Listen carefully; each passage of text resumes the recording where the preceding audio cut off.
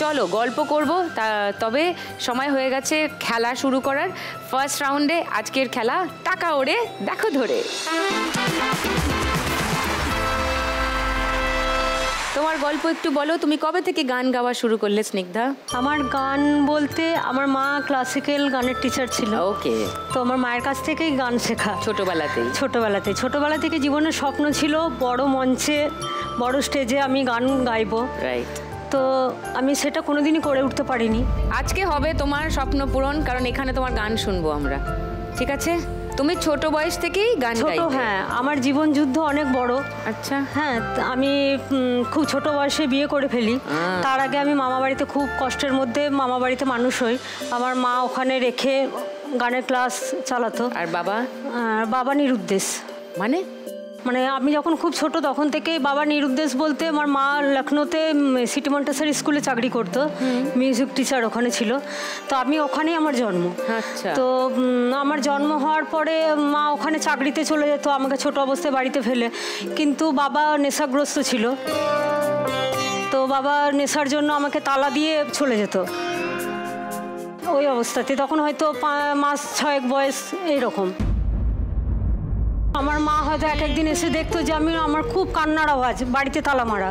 তখন মা সে লোকের পাঁচিরে ওঠে ওখান থেকে বারান্দায় নেমে ওখান থেকে আমাকে যখন নিত, তখন দেখতো আমার গায়ে লাল পিঁপড়ে কামড়াচ্ছে, খুব থুকথুক করছে লাল পিঁপড়েতে।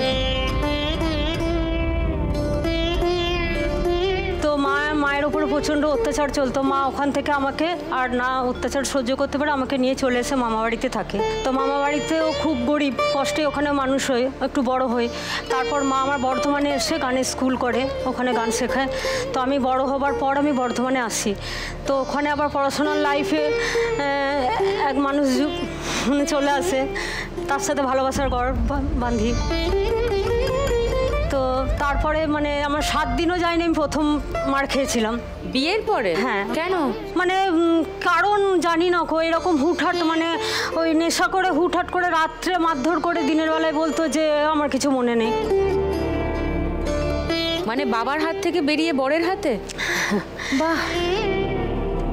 তো তারপর আমার ছেলে মেয়ে হওয়ার পরে ছেড়ে দিয়ে চলে যায়।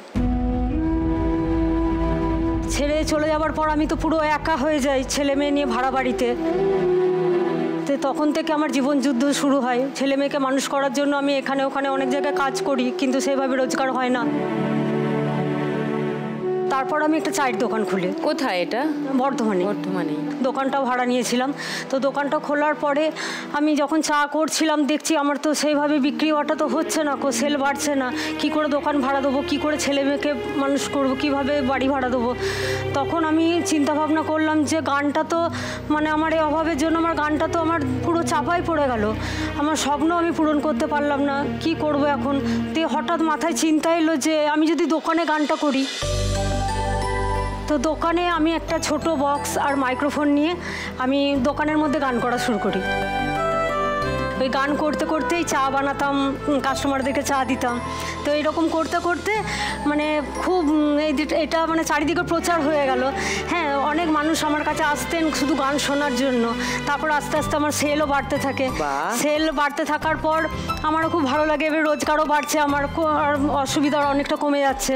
ছেলেকে আমি টাকা পয়সার জন্য বেশি দূর পড়াতে পারিনি।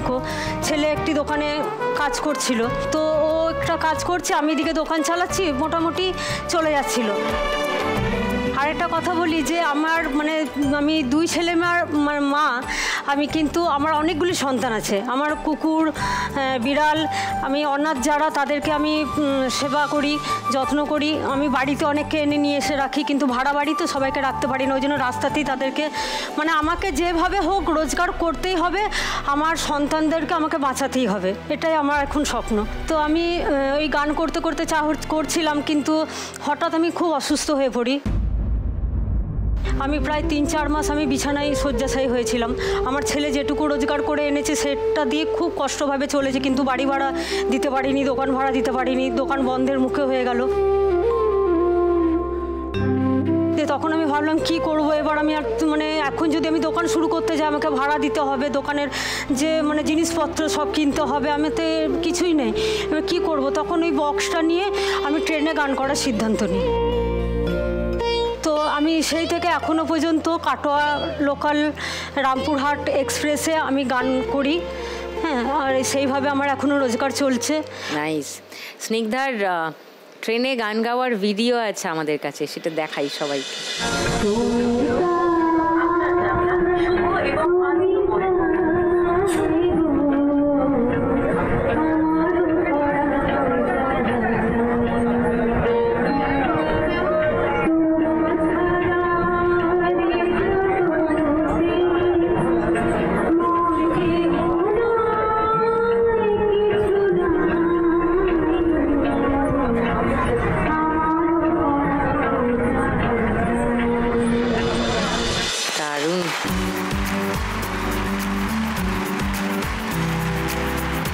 বাড়ি থেকে কেউ এসছে আজকে?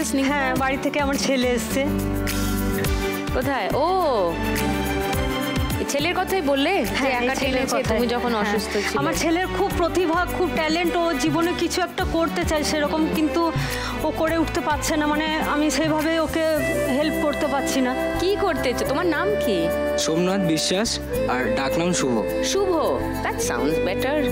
শুভ, কি করতে চাও? বেসিক্যালি আমি অ্যাপ ডেভেলপমেন্টের উপরেই কাজ করছি। এখন একটা এআই বেসড অ্যাপ তৈরি করার চেষ্টা করছি। নিজে? নিজে। আরে বাস, ওকে, দ্যাটস নাইস। 1 লাখ টাকা পেলে আজকে কি করবে? প্রথম যেটা করব, আমার মা হয়ে যেটা কর্তব্য, আমার ছেলে যেটা করতে চাইছে তাতে যদি আমি কিছু হেল্প করতে পারি। আর দ্বিতীয়ত হচ্ছে আমার ছানাপোনাদের জন্য আমি বেশি করে খাবার মজুত করে রাখতে চাই, যেটা আমি সবসময় করে উঠতে পারি না ওদের জন্য। হ্যাঁ, একদম। হ্যাঁ, আর তৃতীয় হচ্ছে আমার জন্মদাত্রী মা। মানে এতদিন, আজকের দিন পর্যন্ত আমি মায়ের কাছ থেকে এখনো হাত পেতে টাকা নিই। আমি মাকে এখনো পর্যন্ত মায়ের জন্য কিছু করে উঠতে পারিনি, তাই মাকে হাউ নাইস কিছু দিতে চাই। Very good. ওকে, চলো ফার্স্ট রাউন্ডটা খেলি। চলো, তোমার 1 মিনিট সময় শুরু। স্নিগ্ধা, এখন।